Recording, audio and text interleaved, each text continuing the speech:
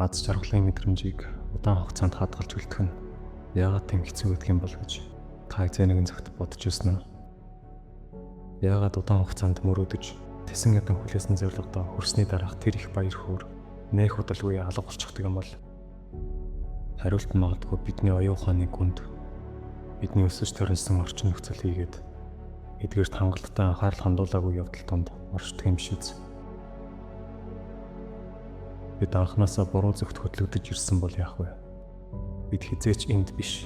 Тэртэй хол байдаг ямар нэгэн зүйлийн төлөө амьдраад байгаа юм бишээс. Өндөрлөгтөн өнгөрснөө эргцүүлж ирээдүгөө таамаглах гайхамшигтай чадварыг хөгжүүлж ирсэн. Энэ чадвар бидэнд үнэхээр их ашиг тустай байж чаддаг. Гэвч ирээдүй одоо цаг болон хувирч бид аль хэдийн дараагийн ирээдүйд амьдарч эхэлдэг бол тэр ирээдүй ямар үнцэнтэй гэж. Тэр дараагийн ирээдүй ч гэсэн хараахан бодит болоогүй л байдаг.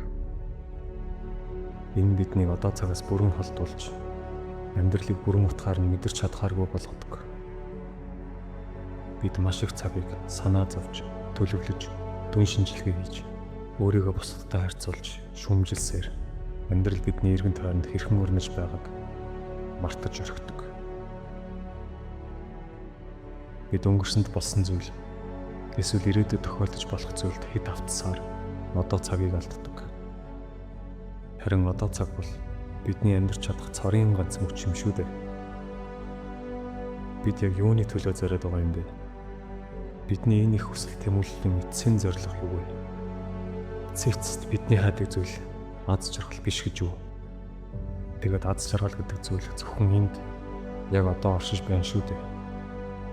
Аз жаргал бол хангалттай ихийг хийснээр, хангалттай ихийг эзэмшснээр, эсвэл хангалттай ихийг мэддэг болсноор хүрч очдог цэг биш. Жинхэнэ баяр баясгал гэдэг бол яг энэ мөчөд хийж буй зүйлдээ бүхлээрээ уусан орсон үед мэдрэгдэх оршихуйн төлөв байдал. Бид амьдралыг бүрэн дүүрэн туршлага болгон хүлээн авч зүрх сэтгэлээрээ мэдэрч эхлэх үед өөрөө бий болдог зүйл юм. Зүгээр л товлож буй хүүхдүүдийг хар.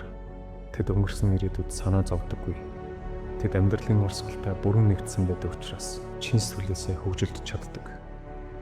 Тэдний мөн чанар нь үр дүнд эсвэл бусдын үнэлгээнд уялддаггүй. Тэд зүгээр л өөрийнхөөрөө байдаг. Мөн өөрт нь баяр баясгал авчирдаг зүйлүүдээ хийдэг.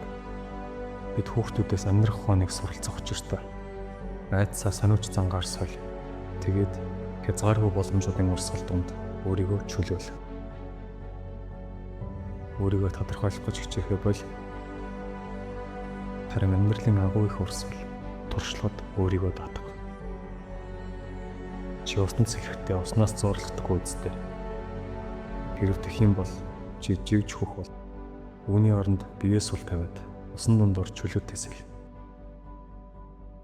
Чи ямар ч зориггүй орсож байгаа бос харин чамайг чиглүүлж буй амьдралын урсгалыг дагаж байгаа юм. Чи бусадтай тэнцэлдэж тусгаар орших нэгэн биш. Харин орчлон ертөнц юу хийж байгааг нэг илэрхийлэл юм. Чи түүний нэг хэсэг болохоос хөндлөнгийн үзэгч биш. Чи хохирогч биш, харин бүтээгч юм. Чи асуудал бус, харин шийдэл юм. Чи асар удан далайд алга болох ганц тусал биш, харин бүхэл бүтэн далайн бүхий л гоо үсгэлэнгийн нэгэн тусалд илэрч буй дүрм юм. Үүнийг ухаарах тэр мөчөд чи амьдралтай тэнцэхэ болж түүнтэй хамт урсаж эхэлнэ.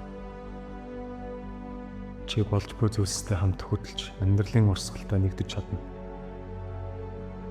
Тэгэд чи одоо цагт бүрэн дүүрэн амьдарч эхэлнэ.